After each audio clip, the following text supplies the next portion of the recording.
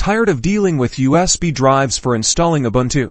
Let's dive in and learn how to dual boot Windows 11 and Ubuntu without using a USB, making setup smoother than ever. First, we'll shrink your Windows partition, creating space for Ubuntu using disk management. Open it by searching in the Windows search bar. Inside disk management, locate your C drive, that's where Windows is installed. Right-click on it and select shrink volume. A new window will open. Enter the amount of space you want to allocate to Ubuntu. Make sure the value you enter is large enough to contain Ubuntu, typically at least 3050 GB. Then, click shrink. The disk will now show an allocated space.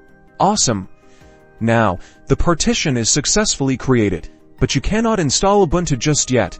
First, we need to create an ISO. Go to Ubuntu's official website and download the latest Ubuntu ISO file. Next, we'll use a free tool called Rufus to extract the contents of the Ubuntu ISO. You can download Rufus from the web. After installing, open the application and open up the Ubuntu ISO file. In a few minutes, the content will be fully extracted. Now, go to the File Explorer located on your system and paste those files into your unallocated space. Rename the new folder to anything that you desire. Now, restart your computer and select your Windows boot file from the BIOS. After this, the grub bootloader will appear. Select Ubuntu and boot. You are in. Now you can either install Ubuntu or boot up the system normally.